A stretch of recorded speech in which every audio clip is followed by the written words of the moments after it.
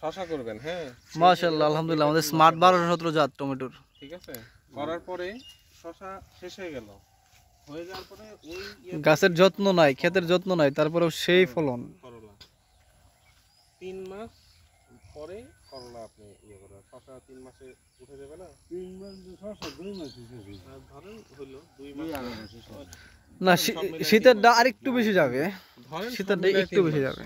ওই যে সিস্টেম, ওই সিস্টেমে খালি এই শশা শেষ হয়ে যাবে, ওই ফুটাতেই করলা দিয়ে দিবেন।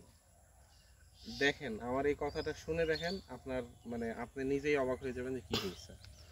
অনেক টাকা লাভ করতে পারবেন, অনেক টাকা।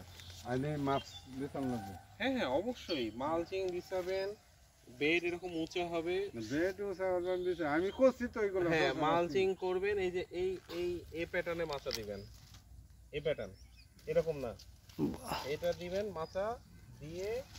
শশা করলেন তো, শশা তুলে নিয়ে ওটা দিয়ে দিবেন করলা। আচ্ছা এইভাবে যে মাচা করি, আমি করলাই করি আর শশাই করি, করলে পরে এইগুলা হ্যাঁ হইছে তো আরো উঁচুতে দিতে হবে। গাছ পাতলা পাতলা, গাছ তেমন নাই, তারপরে ফলন মনে হচ্ছে যে কেমন জানি ফলন, মানে ফলনে ভরপুর, এই সাদা সাদা ফলই দেখা যাচ্ছে গাছে।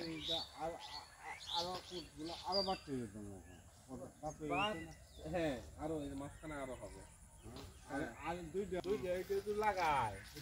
এটা তো হয়নি, এটা কিন্তু হয়নি। যত্ন ছাড়া গাছে যদি এত ফল হইতে পারে, তো যত্ন নিলে কি অবস্থা হবে টমেটোর। এই যে এটাই দিবেন, এই যে আর হলো জিআই পাইপ দিবেন, সরি পাইপ বলতে তার